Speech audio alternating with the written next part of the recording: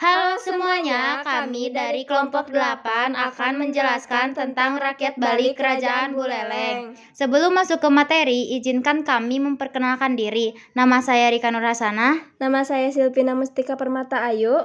Nama saya Nurmalasari. Baik, langsung saja masuk ke materi. Yang pertama ada pengertian.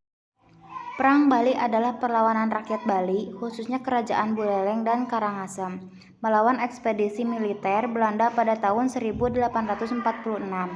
Perang ini terjadi karena adanya pelanggaran perjanjian dan kebijakan pemerintah Hindia Belanda yang menentang tradisi tawan karang. Selanjutnya ada latar belakang, yaitu ada sebab umum dan sebab khusus. Sebab umum ada 2 poin. Poin pertama, adanya penderitaan rakyat akibat penjajahan Belanda, tanam paksa, kerja rodi, pajak tinggi. Poin kedua, semangat kebangsaan mulai tumbuh akibat masuknya ide-ide modern, nasionalisme, demokrasi, persamaan hak.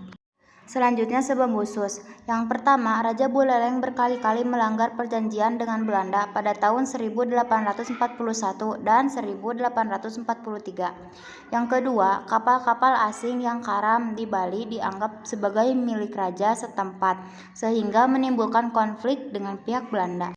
Selanjutnya ada jalannya peristiwa. Pada tanggal 17 Juni tahun 1846, Belanda mengirim ultimatum kepada Raja Buleleng, tetapi ditolak. Lalu pada tanggal 20 Juni tahun 1846, armada besar Belanda datang ke Bali. Terdiri dari 23 kapal perang, 17 kapal lain, dan 1.700 prajurit di bawah pimpinan Laksana N. Jebeltrus van den Bosch. Lalu pada tanggal 21 Juni tahun 1846, pasukan Belanda mendapat dipimpin Abraham Johannes de Smit van de Bronce. 10.000 prajurit Bali mencoba menghalangi, tetapi gagal.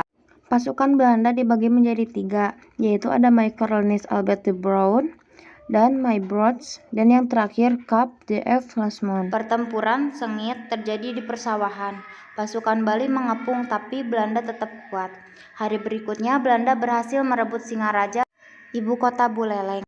Selanjutnya ada dampak positif dan negatif. Dampak positif yang pertama, membuka mata bangsa untuk Indonesia membawa kolonialisme Belanda harus dilawan.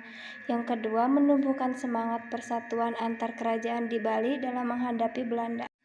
Selanjutnya, dampak negatif. Yang pertama, Buleleng dan Karangasem kalah harus menyerah kepada Belanda.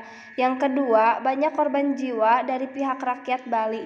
Yang ketiga, Belanda membangun benteng di Buleleng untuk mengawasi rakyat. Yang keempat, rakyat Bali mengalami penderitaan dan ketidakbebasan. Selanjutnya, ada tokoh pihak pejuang dan pihak Belanda. Pihak pejuang, Raja Buleleng dan pasukan rakyat Bali lebih dari 10.000 prajurit. Pihak Belanda, yang pertama ada Laksda Englibertus Batavus van de Bus. Yang kedua ada Letkol Gerhardus Becker. Yang ketiga ada Perwira Abraham Johannes de Smit van de Broek. Yang keempat ada Meikerlnis Albert de Brown. Yang kelima ada Maybrods. Selanjutnya, pengaruh terhadap kehidupan saat ini. Yang pertama, memberikan contoh keberanian rakyat Bali dalam melawan penjajah. Yang kedua, mengingatkan generasi muda bahwa persatuan penting dalam menghadapi ancaman. Lalu, pengaruh terhadap lingkungan sekarang, fisik dan non-fisik. Fisik, benteng pura dan peninggalan sejarah perjuangan masih ada di Bali sebagai bukti sejarah. Non-fisik, nilai-nilai keberanian, semangat persatuan, dan nasionalisme masih diwariskan kepada generasi muda. Dan yang terakhir, manfaat bagi kita hari ini.